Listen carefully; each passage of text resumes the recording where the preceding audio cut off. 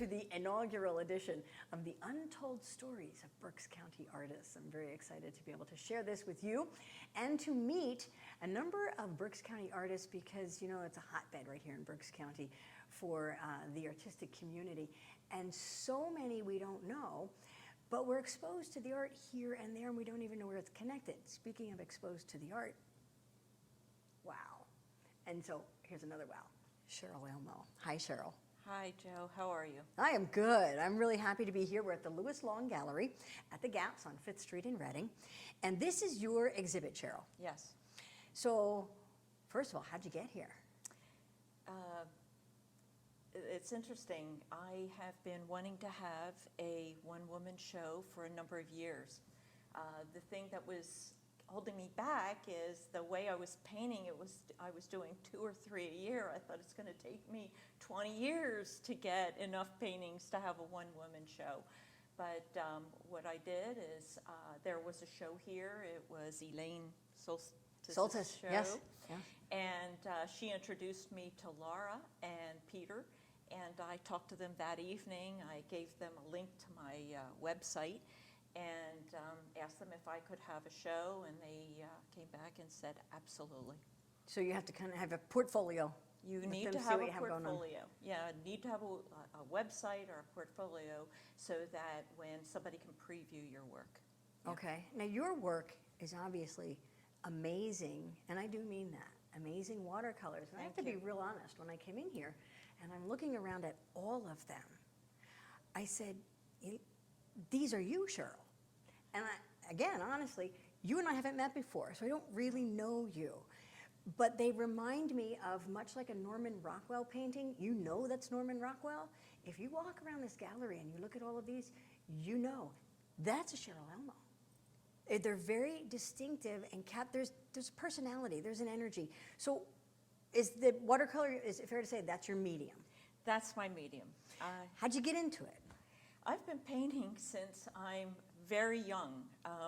I picked up a paintbrush at, oh my goodness, must have been 6 or 7 years old, and that became my medium. I've tried other mediums. I've made jewelry, pottery, and I always come back to watercolor. And in fact, my jewelry that I was making, they looked like the watercolors, little drips and blobs. Really? Yeah, they did. I have to ask, because you said when you were 6 or 7, I remember, you know, getting the Crayola books. They were watercolor books, and you get the paintbrush.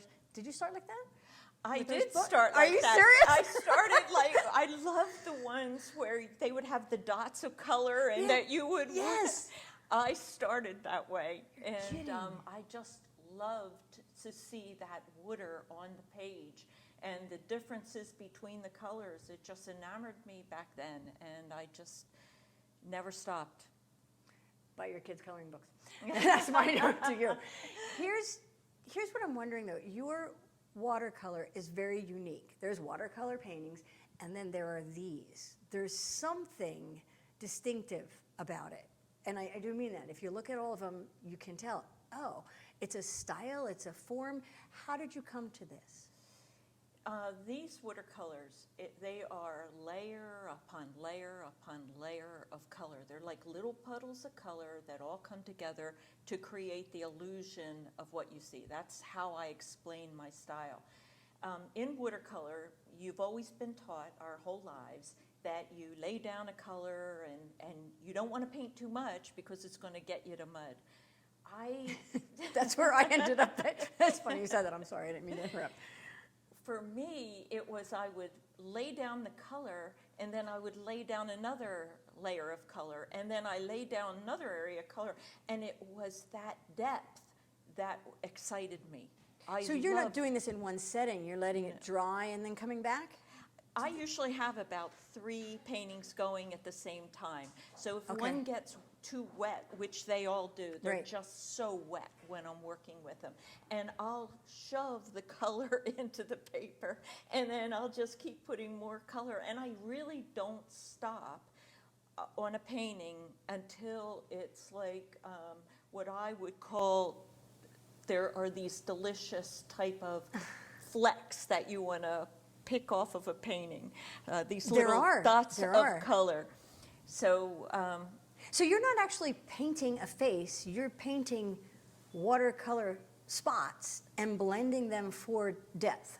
I am painting these little puddles of color, and I'm feeding the color to these little puddles of water, and then the way they dry, and it's not totally controlled, it's however they dry, and then laying another puddle of color, and it's that surprise that happens at the end. Like, I really don't know what these are going to look like in the end. It's just one day I'll wake up and I'll run to my painting and I'll say, oh, it's starting to happen. There's some depth It appears starting. before your eyes. It does. Who taught you this?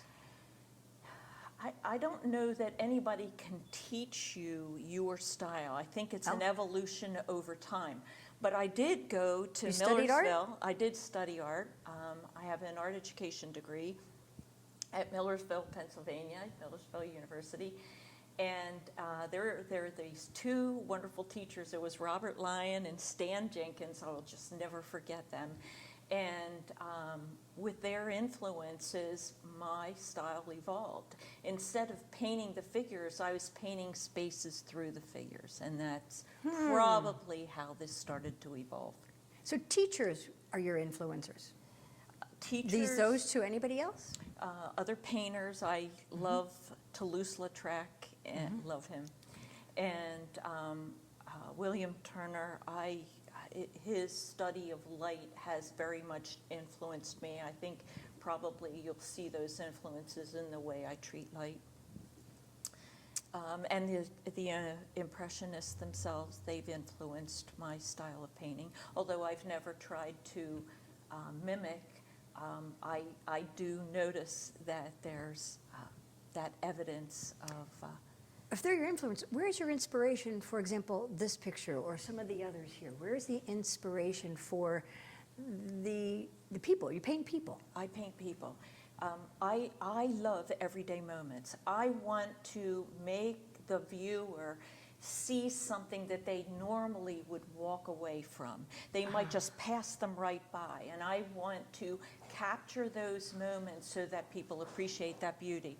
Like in this one, we're talking about the way the mother was walking down the aisle at Giant, and the way her daughter looked back and was so bored and didn't really want to be there. Do we really have to grocery shop? You said that to me. I didn't see that. I saw two women. I was captivated by her expression. And when you said in the grocery store, that's when I saw the wheels of the cart.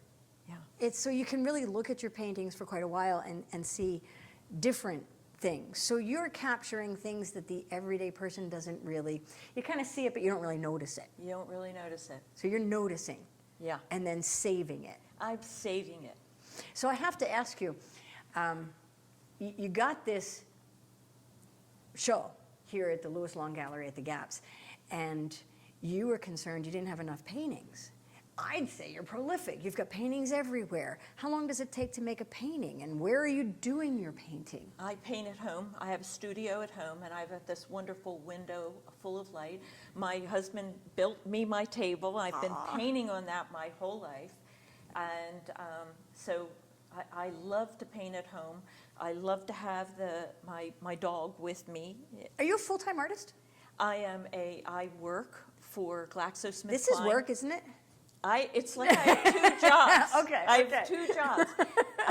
I paint from early in the morning, and I work all day, and then I paint at the end of the day as well. And it this pours is a out love. of me. This is a love of yours. It is. It's a passion. If there's somebody watching or listening to your story right now, Cheryl, what advice would you offer if they really enjoy some type of artistic work?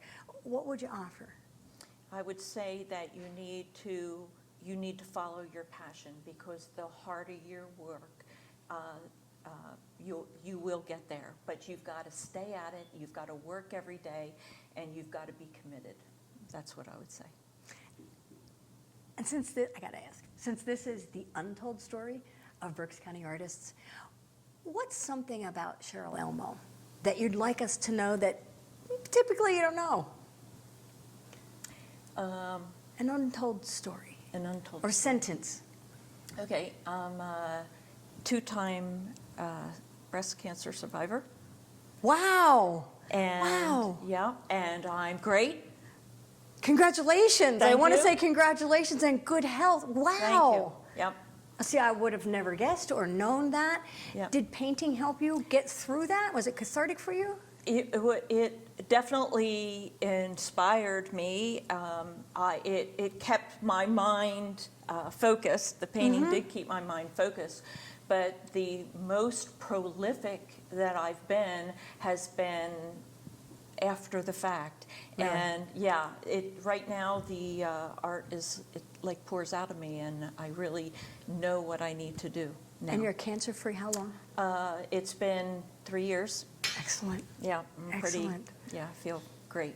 You look fantastic. Never, you. ever would have guessed because you look like the picture of health and joy and happiness. Your face reflects passion and energy, much like your pictures, and it's been a real pleasure to meet you. If somebody maybe wants to see more of your work or put a piece of your work in their house, how do we get hold of you? You could go to my website, which is www.cherylelmo.com, or you could call me on 610-420-9483. Fantastic. Thank you very much, and there is one untold story of Berks County artists. Now you know.